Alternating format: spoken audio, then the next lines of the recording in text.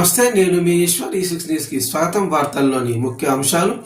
తెలంగాణలో ప్రధాన ప్రతిపక్షం బీఆర్ఎస్కు మళ్లీ జంపింగ్ గుబులు పట్టుకుంది. గెలిచిన 39 సీట్లలో ఇప్పటికే 10 మంది ఎమ్మెల్యేలు కాంగ్రెస్లోకి వెళ్లిపోయారు.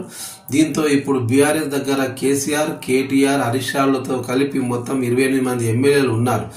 మరోవైపు ఇప్పటికే 6 ఎమ్మెల్సీలు కూడా కాంగ్రెస్లో చేరారు. ఇందులో కొంతమంది కాంగ్రెస్లోకి వెళ్తారన్న ఊహాగానాలు వినిపిస్తున్నాయి.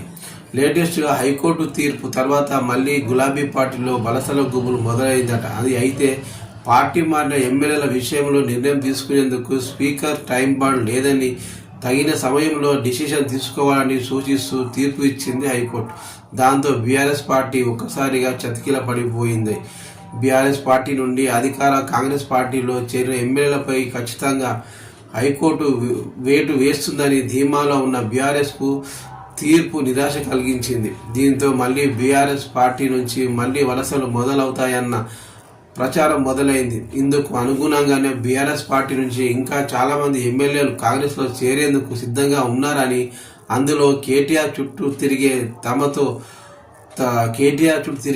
తిరిగేవారే తమతో టచ్లో ఉన్నారని PCC chief Mahesh Kumar Goud comment చేశారు. వ్యాఖ్యల నేపథ్యంలో బీఆర్ఎస్ నేతలు అలర్ట్ అయ్యారట. ఇంకా ఎవరైనా ఎమ్మెల్యేలు అధికార కాంగ్రెస్ పార్టీతో టచ్లో ఉన్నారా అని ఆరా తీస్తున్నారని తెలుస్తుంది.